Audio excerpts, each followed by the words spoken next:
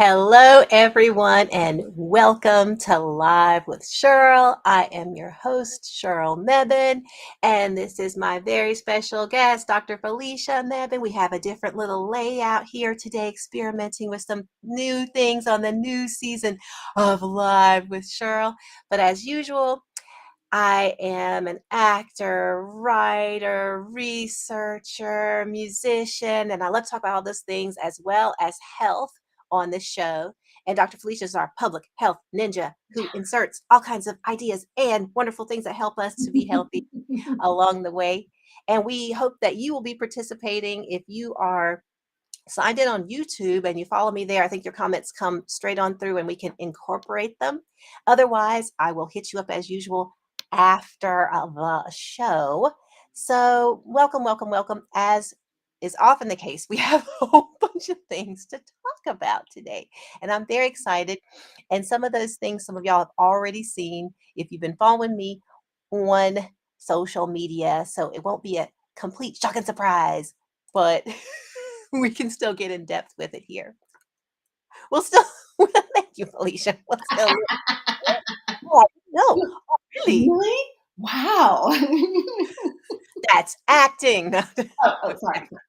No, that's great. That's awesome. No, that's just sometimes what we need. So one of the frequent things we do on the show is share updates as I create. So for those who've been following the show or who are also creative people, a lot of times projects take a lot of different stages. And so we get to peek behind the scenes here on this show, and y'all get to follow along as I go through those stages with a lot of different things that I'm creating.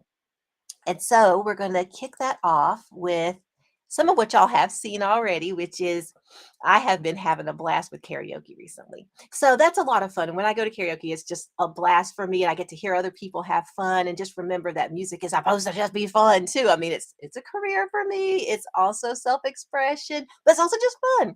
So I've been going, and y'all have seen who have followed me on social media some of what's going on, but let's get the rest of y'all up to speed. I'm just going to share a little something from last night. Yeah, so I posted this, I think, earlier today on some social media and would like to share a little bit of that to kick us off with some good energy. And a lot of folks will know this song. This one's been around for a while. A So while Oh, go you're ahead, go ahead. while hmm you're setting that up, Cheryl, because some people get nervous. So have you ever been nervous when you're doing these things and then you just get used to it, or is this just something you've always had fun with? That's a great question. It feels like that's something that everybody seems to have to deal with. Even people who are truly gifted performers seem that they have some type of strategy. And so, yeah, I get nervous. Usually, the more you practice, the better that gets. But that's one of the reasons I'm going to karaoke is because I have big auditions coming up and I have things I really want to do. And so I'm trying to get those nerves, have a chance to be out there. And then I take a breath and manage them and just go ahead sometimes and just have the first little blip that you might have happen. That sometimes will help get rid of the nerves, but a lot of practice and preparation will help. And then putting yourself in performance settings where the stakes are very low, that can also help because you can also practice performing. So you practice your art in a little vacuum with no audience, but practicing performing can really help with the nerves because then you realize what'll happen when you get up there and you go blip, blip, blip, blip, blip, as in you forget something or whatever happens, like the sound will go out somewhere and you scurry around and you just realize, well, that's just live and that's fine. But yeah, I do get nervous, especially if I haven't had a chance to practice stuff as much. Like with karaoke, I'm going for fun and I'm trying to expand my repertoire of stuff. So I haven't actually practiced these things that much at all. Um, so yeah, I get nervous because I'm just like, ugh. And especially because when I go to karaoke, there's some truly gifted singers there. And so it's like the real world. There's a lot of great people out there. And I'm trying to get myself to be as great as I can be. So I got to get out there and practice. But yeah, nerves definitely come up, especially if I feel like I haven't put the time in that I usually want to put in. But since it's a show that's in prep for other shows and other things, I let myself say, this is what it's supposed to be right now. I'm supposed to be learning and getting myself up to speed on the things that y'all haven't seen. That's the stuff that I'm holding back that I really want to be in performance shape for. Mm-hmm. And yeah, I probably have nerves on that too. Yeah. But I mean, life lessons, because the same thing with just presenting or talking or teaching almost anything. where you're in front of other people, I think there's the same pattern. Because I remember when I was in grade school running for office, and I was so Mm, nervous that my mouth was twitching on the side. Now I yeah. can stand up in front of hundreds of people, and just being in front of people doesn't bother me. Now, as you said, if I feel like I'm not as prepared or Yeah. I'm not sure how they're going to react, that's different. But Right. it's not just de facto because I'm in front of Yeah. people. So Yeah. Exactly. Yeah. It just like a lot of other things. Practice. What do you say? What do you say? after decades of experience. Yeah, and but we also get the strategies for like the early times. Like I'm sure we got lots of pointers about sort of just remembering that you have something unique to share and people want to hear what you're saying. Like sometimes you have a friendly audience and people want to have a good time or they want to learn something. So people might not be always a tough audience. If you have a tough audience, then sometimes you sort of go in knowing that. And so you're not as worried about trying to win them over. So the bar is higher. The bar is just keep your composure and you probably do a lot more prep for a tough audience. If you know you have to deal with like a combative situation, then you often do a lot of prep. And so sometimes it goes better than you think because they don't say half of what you thought they were going to say. So you're like, okay. All right, qualifying exam professors. I'm not talking about you from decades ago. I know y'all weren't going to ask me about that. I was totally ready. I was ready. That's the thing. They were going to ask you things. And as soon as they heard that you were ready, they weren't interested. They wanted to find something that you didn't know and see how you thought through it if they gave you the right starting materials in terms of like things that you should be able to work with. So that was a tough audience. Yeah, but see, I think the sneaky part of some graduate training is the threat of them asking that incentivizes you to prepare, and that is most of what they want you to do. So they Yeah. want you to demonstrate that you understand it and that you can think, as you said, on your feet and all of those things. But it's the preparation, really, that's almost as Yeah. valuable, They're really. they're checking a lot of things. They're checking, do you care enough to really dig down in and prepare? And then also, can you think on your feet if you didn't have that one obscure thing that they're going to ask about? And sometimes they just go searching. Like I remember I was thoroughly ready. And so then it was just this offhand thing with just like this one, like the theory underneath why this one geometry of this compound had this particular angle that made it up in a regular form. I'm literally telling you, they were like, "Could Mhm. you derive that angle?" And I was like, Uh-huh. "Well, I know this formula and I know this." And they were like, "All right." But I was like, I don't I But can you? I mean, no, sorry, disrespectful. no, that oh, that see, you would have got that would have had me 5 other questions. I would Yeah, have had yeah, to get some exactly. paper and That's probably pencil right. out.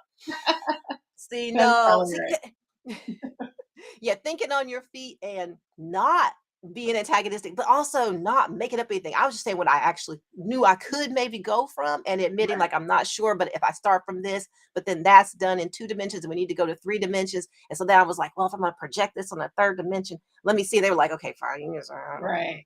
And You know what to think about. for folks who are catching up, for master's theses or doctoral PhDs or doctoral theses, there's often a defense where you have to prepare and then answer questions from your committee. So we're talking about that experience in terms of having to prepare and being in front of people and perhaps maybe having a challenging audience, etc.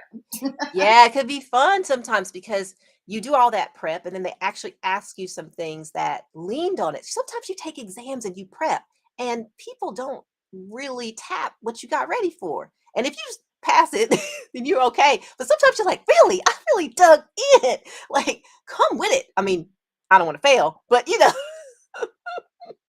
so that just reminds me of that. That sometimes you like it when people are gonna really take this seriously as a chance. For us, it wasn't a defense because they did it early in the program, so you weren't defending the thesis, but it was a qualifying exam, it was your oral exam. And so a lot of the same kind of things come up as with a defense, but you weren't supposed to as thoroughly have all your arguments worked out for your subject matter. It was starting off of things, and then also they wanted you to have just ability to think on your feet about some things way outside of your topic. Anyway, so there's that research side. We don't tap that much in live with sure not all the time, but there you go. There you go. We said we warned y'all. We said it. So now let's get on to this music and this karaoke vibe. And there's no chemistry in this. There you go.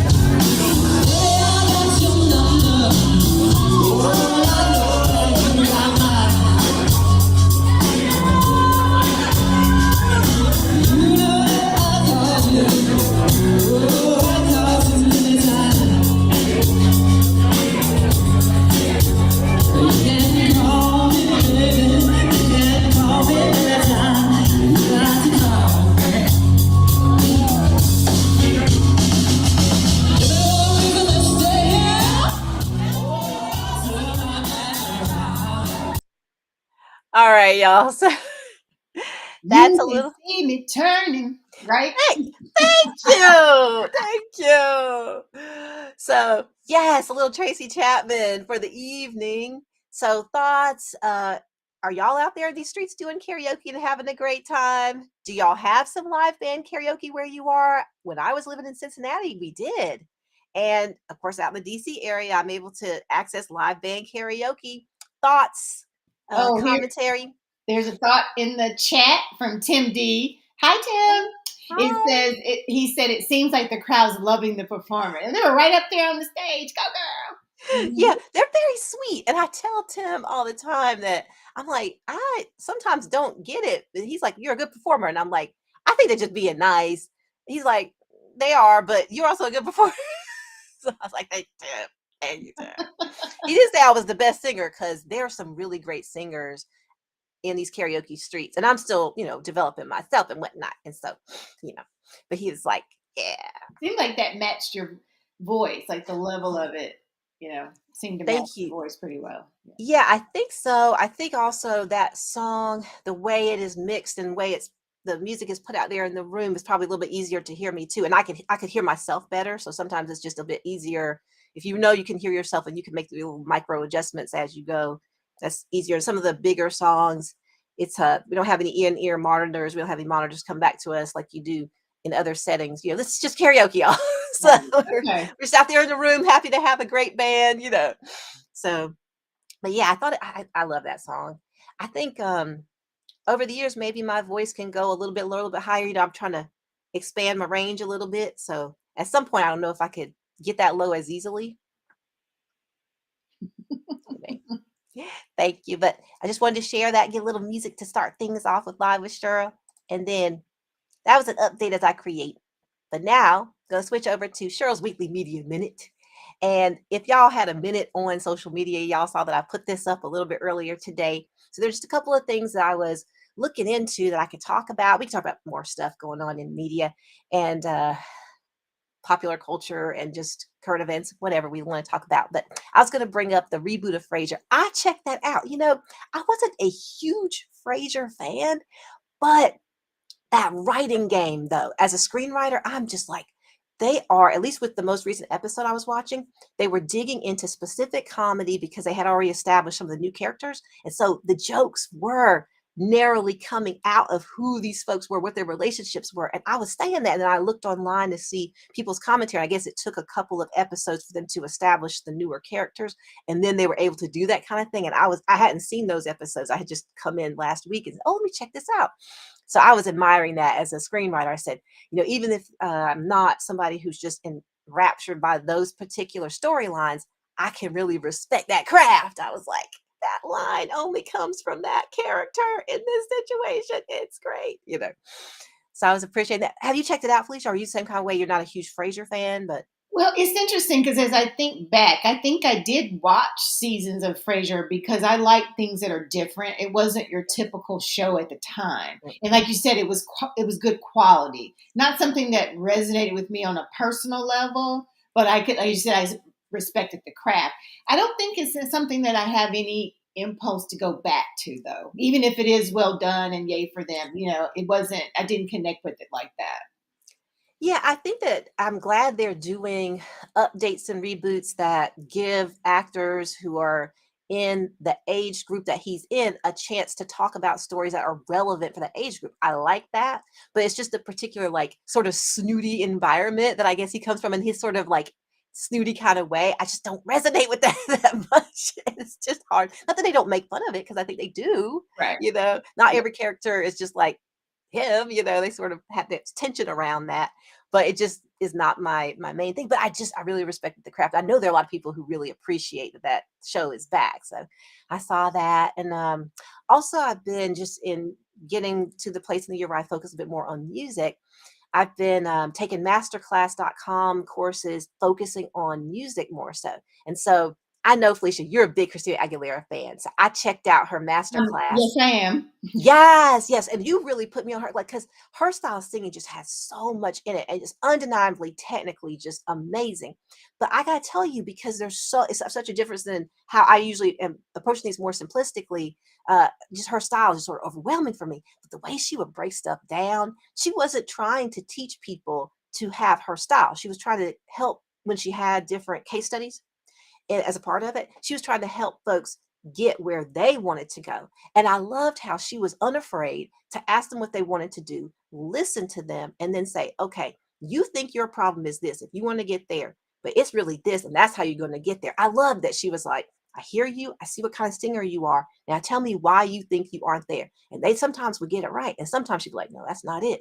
You're not there because of this. Try this. And one of her adjustments, the singer immediately made it and brought me to tears because she stripped away a lot of the runs and extra things. She was doing a Christina song.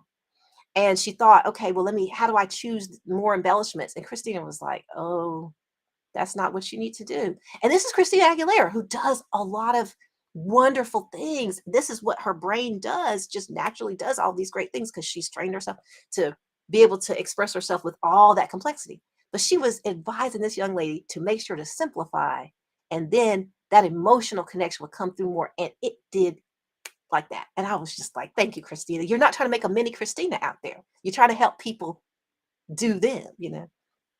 I mean, I know we're both big fans of The Voice, and it seems reminiscent of that. And that the coaches to a certain, I mean, it's a competition show. Okay, it has its formulas and everything.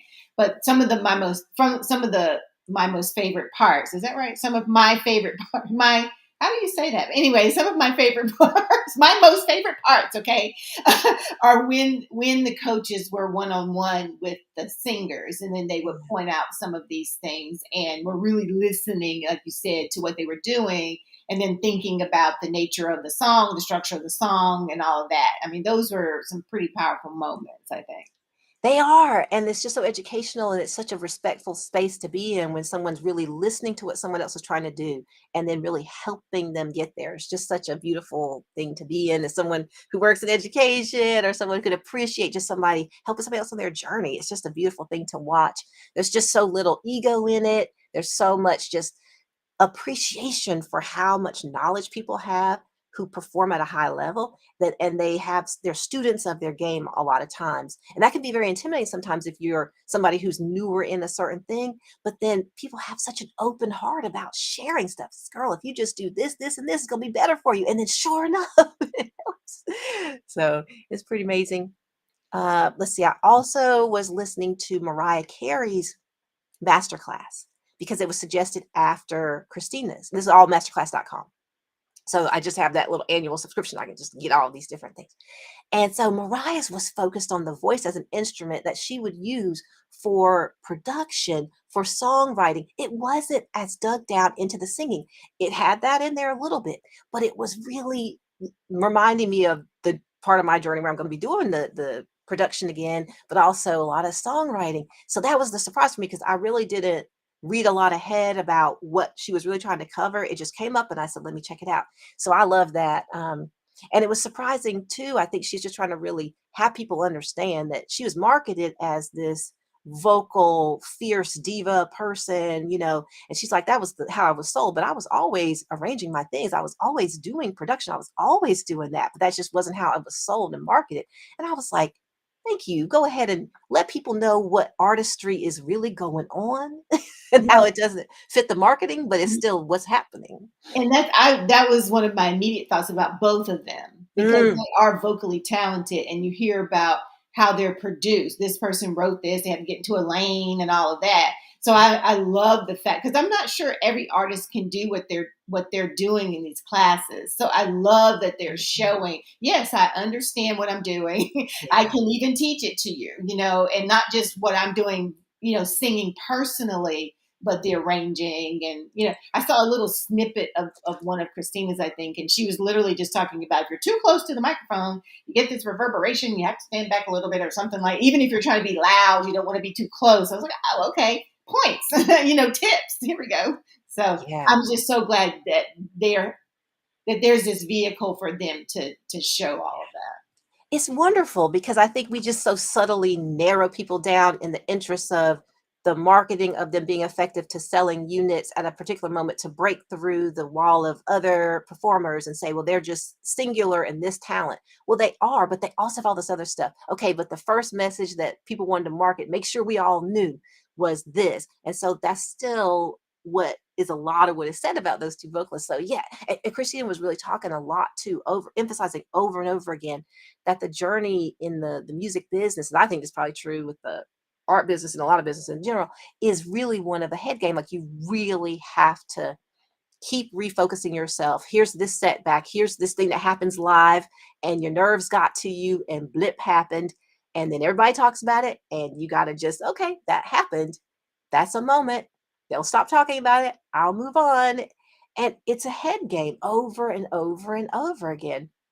And I think that's so true, even when you're in this space where you're talking about things that are so sensitive and there's so much of yourself that you're putting in it, it's still that you're going to get things that are really different than your little internal journey that are going to come up and sort of throw you off this way. And then you got to just say, oh, okay, that happened.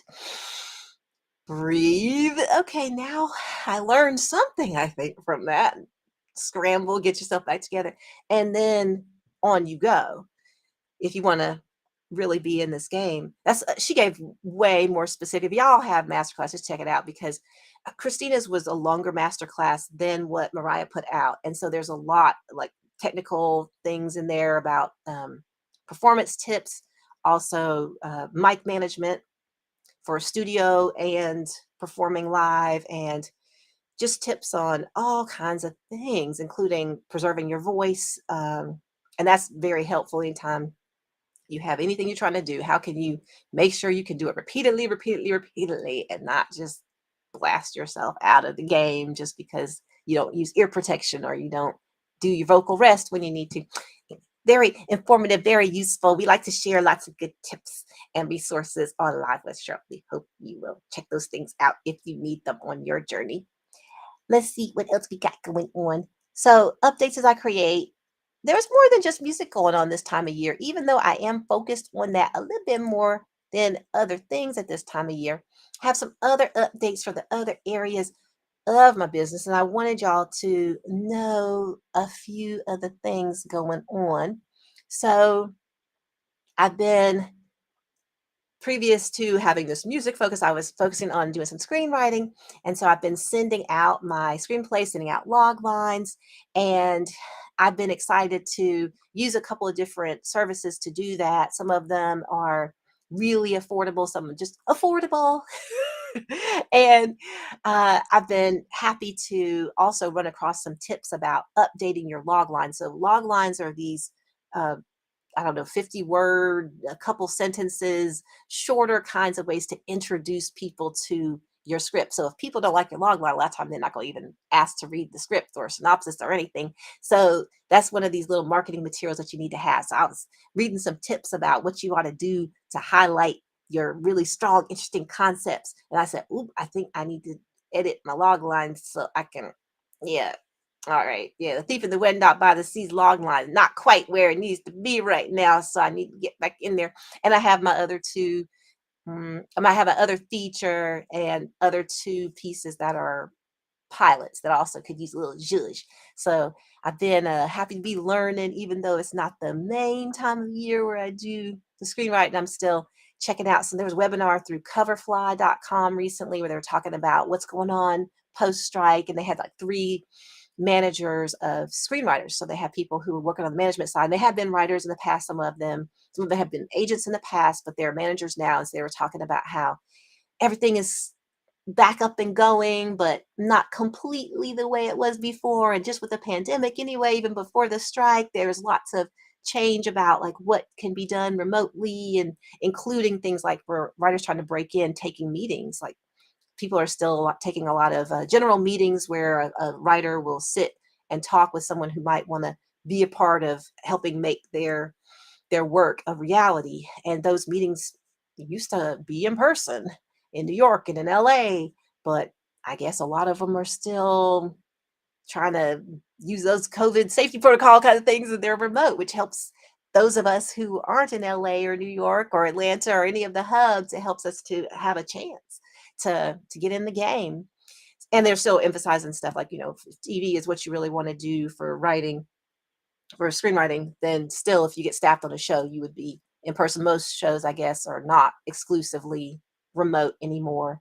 They could be hybrid, for instance, or they might fully be in person again. So it's just good to look around, get tips of things to do, and to learn how people are suggesting things to their clients, and saying that some of their clients took the strike time to just be with family and just step away. And some actually were writing their own little projects, not working for anybody, but just doing the craft, doing the craft. So that was good to get a little plug into that part of what I do. And then also I was going to share, oh yeah, inspiration. So let me share my screen, y'all, because I wanted y'all to see. I have looked at this site before, and I went to it to get some tips for acting, but it actually gave me some more connections to songwriting. So playbill.com, people probably know about it. On the theater end of things, it's a really good site that has jobs for people related to theater. So if you're behind the scenes kind of person, or if you're an actor, there are different jobs there, and people, all kinds of support kind of areas around theater throughout the country. You can find some jobs there. But there's also a page that they've developed called their songwriter series. And that's what was really inspiring me. I saw this a couple months ago, and I was really taken by how creative the ideas were that folks were putting together. And you can see there's some things I haven't checked out yet because I was on this site a couple months ago, but you can see people have some things celebrating Filipino American History Month and Hispanic Heritage Month. And they've got folks with a funk rock musical. Hello, I want to check that out. uh, Things that are all about Afrofuturism. I mean, I'm definitely somebody who's interested in that in some of my scripts. And so I wanted y'all to check out this playbill.com forward slash songwriter series. And when I put comments and when I put links and things up for this Live with Sheryl episode, I will include that link. So I just wanted y'all to know that. And then, by the way, also just in terms of covers and things, just to backtrack a little bit, let me stop sharing that one site. I also wanted to mention, just over on Patreon, I have put things up, including requests if y'all wanted to let me know of different, if patrons wanted to let me know of different covers they might want me to do. That's a possibility. So here you can see I had some updates there on Patreon for the patrons over there. So if y'all follow me over there, I have actually solicited cover requests, and also through Live with Sheryl I have too. But then also there's some little things like the monthly chat was still going forward over there. And I'm there if people decide to join the chat or not. I'm around. So I have a patron. So I do the chat. And so if y'all want to join in, y'all can. So happenings there, I just wanted y'all to know. Things are still going on over there on patreon.com forward slash Sheryl Mebane. And one other thing I wanted to mention, for those of y'all who are not watching Live with Sheryl right now through YouTube, if you want to see other videos I have, if you're watching through like Facebook or LinkedIn, it's probably easiest if you go to my YouTube channel. So let me show y'all that again, because I'm just glad y'all, connect to Live with Sheryl any kind of way that works for you. But some of the content I share here is actually easiest for you to get back to if you go to my YouTube channel. So I'll just show that to you guys, to y'all. And that's youtube.com /user /SHD drum. So here you can see live streams, and then also music releases and videos in general are down here, like music videos, but also just videos in general, like karaoke. You can see karaoke good times. So I know that I need to stop sharing so we can get to the next things here. Here we go. All right, And now you can see also, us. Yeah, I'm gonna have to go, you guys. Yes, I was gonna say that too. Okay. Dr. Felicia, thank you for joining us. I know you got to go. You're It's great to welcome. see you. Mwah, mwah, See you mwah. guys Love later. you, love you, love Exactly. See you later. you. Okay, bye. So Dr. Felicia has to go. She has another engagement, but that's okay. We will continue live with Cheryl. We will continue forward and keep going through the other updates, other content. So we've gotten to the point of the show where, for those of y'all who are familiar with things, we get to the health trivia. So we like to talk about health here because we like to have a lot of reasons to encourage ourselves to be healthy. So I was looking around and there's a lot going on in the news, a lot that is in general very difficult to deal with oftentimes. But I was really interested in some good resources for people who are struggling with the news of war in the Middle East. And I was finding some good things on the American Psychological Association site. So they have, and again, I'll link to it. They have a general page about trauma, and they're talking a lot about how to discuss it with people of different ages and what kind of things can come up for people when talking about war, dealing with war. It's just a lot. Even if you're not in the war zone, we're aware of what's going on, aware of the suffering, and we need some help, y'all. We really do to process all this, stay engaged with it, help where we can, and so use our resources to help us be healthier as we confront some of these difficult issues going on in society and in the world at large. So from the site, one of the things I wanted to pull up really focuses on things that we can do for some healing. And this now drops into thinking about medicines in the way that indigenous healers think about medicines, and they're thinking about collective trauma.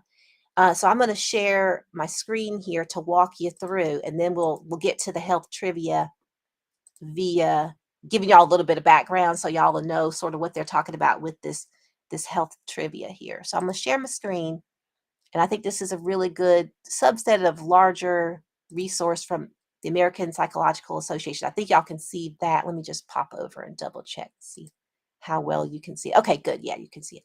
All right. So what I wanted to highlight was they're talking about how psychology and indigenous healers have found multiple medicines to reconcile our psychological wounds. So they're really talking about medicines as in healing practices. So that version of thinking about medicine from an indigenous healing perspective. And so Dr. Bryant here has put together this resource, and this quote here: "Come unto me, all ye that labor and are heavy laden, and I will give you rest." Scripture there. So a lot of good that you can sit with, but I just wanted to walk y'all into some of what is here, and y'all can spend more time with it because I think it's one of those resources that can really help you spend some time with it. So they're just listing some different things. Order is not important, but the first medicine is truth here, that denial will not serve us, will not save us. Denial will not save us. Got to face the reality of our wounds to heal. Second medicine for collective liberation is to free your heart. And so, again, they go into detail about that. Third medicine is community care. Truth is, we heal together.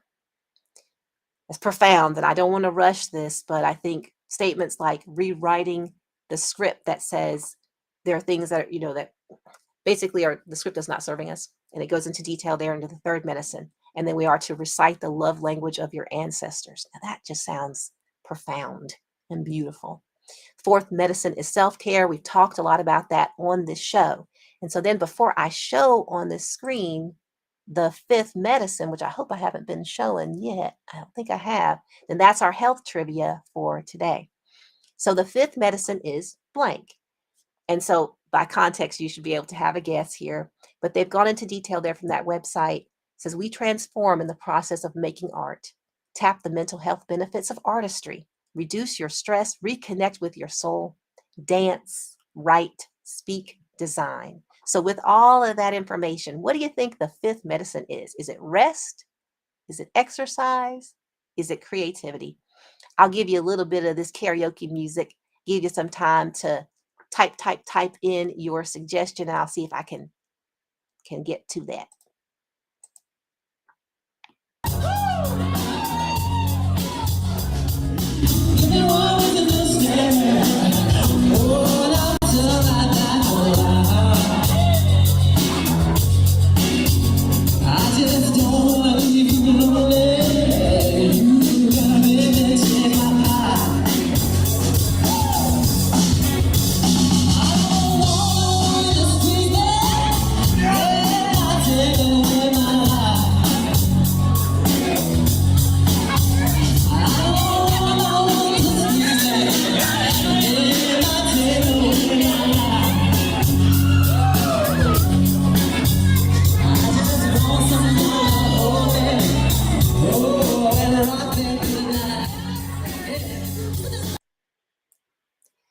All right, y'all. So a little bit more of the karaoke to give y'all some time to sort of take a look at that trivia and just go ahead and feel free to chat up, I guess. Anybody out there got one?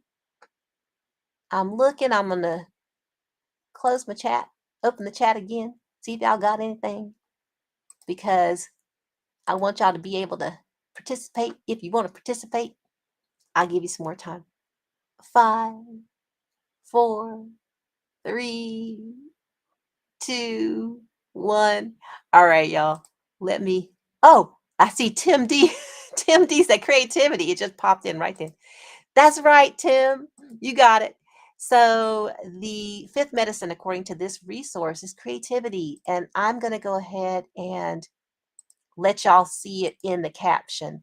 But you could see by the context clue that they were just talking about all kinds of things that have to do with creativity. And then, as I said, if you go to that website, the APA website that deals more about trauma and a specific page about Indigenous and psychology resources for healing from collective trauma, you can see that they have even more than just the 5. They have, I think, a 6th and a 7th one. So you can check it out. 7 medicines. Yeah. So creativity is the answer. So now, Tim, you got the trivia right. Woo!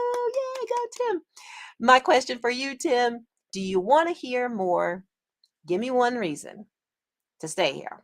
You want to stay here on that as we're heading out with Live with Sheryl? Hear that? Or do you want to hear another bit from another karaoke time? So let me give you a chance to say, do you want to hear more from, give me one reason, because on this show, you earn that right to go ahead and make some choices that affect what you hear if you get that health trivia right and you got it right. So let me know, Tim D, if you want to hear more, give me one reason. Or if you feel like there's a good reason to try another little bit of the karaoke music that I've been enjoying lately. So let me look over in the chat and see if you gave me your answer yet. Give me one reason. Okay, sounds good. So with that, I will cue that up. And that will be our wrap up for Live with Sheryl. I want to thank Tim. I want to thank Felicia. I want to thank you all for listening and supporting the show and checking things out and social media, saying hello, checking this out, making any suggestions for how we can make it more interesting, better, more interactive, whatever.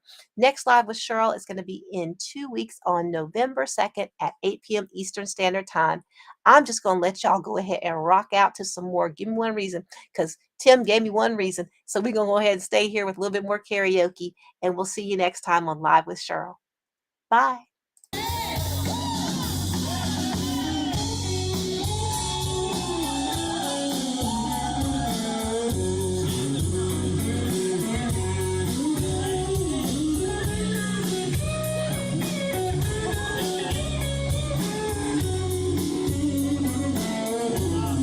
You're listening to the Harry Karaoke Band, y'all.